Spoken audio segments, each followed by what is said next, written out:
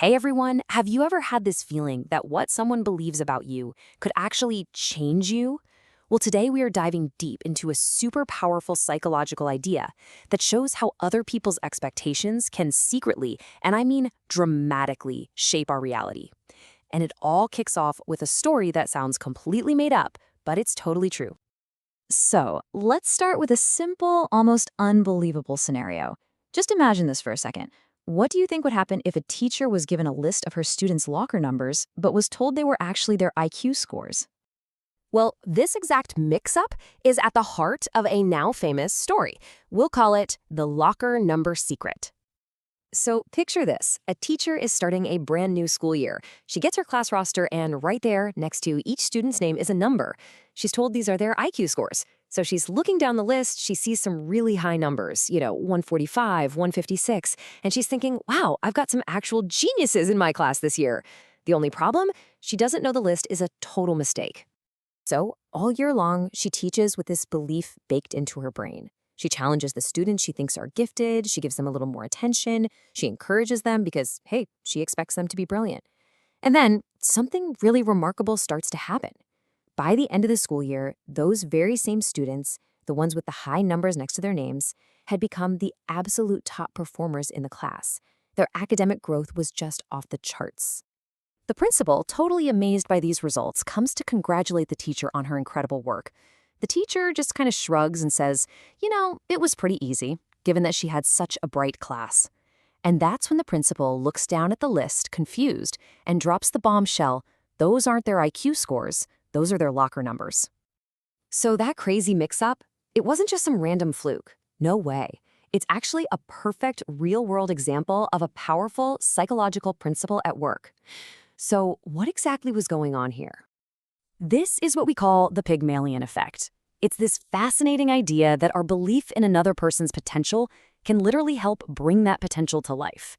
When we expect great things from people, they tend to rise to meet that expectation. The teacher expected brilliance, she treated her students like they were brilliant, and they became brilliant. So how on earth does this actually work? Well, the Pygmalion Effect is a super powerful type of self-fulfilling prophecy. This is basically when a belief, even a totally false one, kicks off a chain of events that ultimately causes that original belief to become true. Let's just trace that cycle, right? It all starts with someone else's belief about you. In our story, the teacher thinking a student is a genius.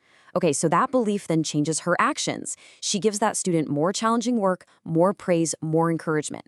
And then, finally, all of that changes the student's own behavior and their belief in themselves, which leads to better performance, which, you guessed it, fulfills the teacher's original prophecy. It's a full circle. Now, I know what you might be thinking. This whole locker number story sounds a little too good to be true, right? Kind of like an urban legend. But here's the thing. This effect is very, very real. It was actually proven in a groundbreaking study all the way back in 1968 by two researchers named Rosenthal and Jacobsen. So in this experiment, the researchers went into an elementary school and gave all the students an intelligence test. Then they told the teachers that about 20% of their students were academic bloomers, kids who were poised for major intellectual growth. But here's the twist. Those so-called bloomers were chosen completely at random. 8 months later, they tested all the kids again.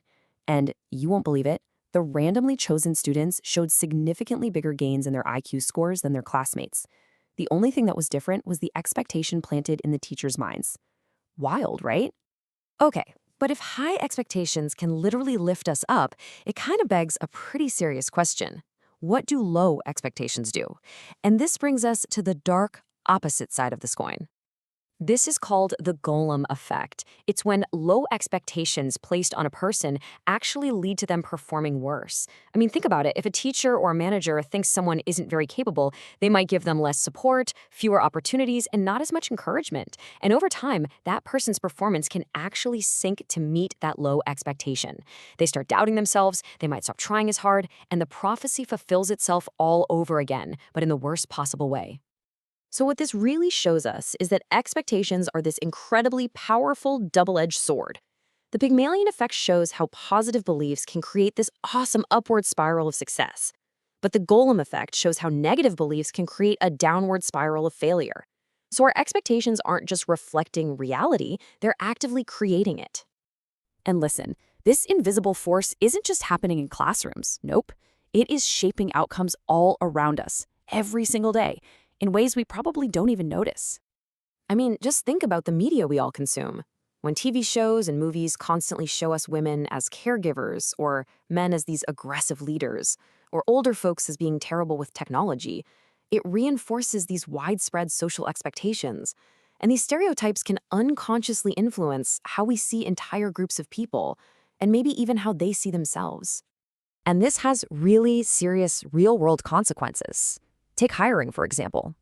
Studies have shown again and again that when you send out identical resumes, the one with a man's name is often seen as more competent for a leadership role than the exact same resume with a woman's name. That's a hiring manager's expectation shaping someone's entire career before they even walk in the door. And it doesn't stop once you get the job either.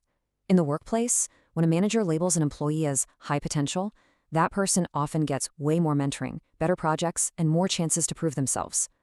Of course, this fast-tracks their growth, while a colleague who's just as talented but didn't get that magic label might get left behind. The label itself created the outcome. You see this exact cycle in sports all the time. A coach believes a young athlete has that natural talent, right? So they give them more playing time, more focused coaching. All that extra practice and experience obviously makes the athlete better, which then just confirms the coach's original belief that they were talented all along. See how that works? Okay, so after seeing how this plays out in so many different parts of life, it's probably time to turn the lens around and look inward. What forces are shaping your performance and your potential? And it's really important to make a key distinction here. The Pygmalion Effect is all about how external expectations, what other people believe about you, can shape your reality. But there's another equally powerful force, and this one is internal. This is the whole idea of a growth mindset, which is all about how your own beliefs about your abilities shape your performance. So here's the crucial point, the main takeaway. Pygmalion is about the power that other people's beliefs have over you. Growth mindset is about the power that your own beliefs have over yourself. One is external, the other is internal, but both are ridiculously powerful in shaping who you become. And that leaves us with one final, very important question to really think about. Look at your own life, at work, at school, with your family. Whose expectations are shaping you? Are they lifting you up, or are they holding you back? And maybe, just maybe, the most important question of all is, what do you expect of yourself?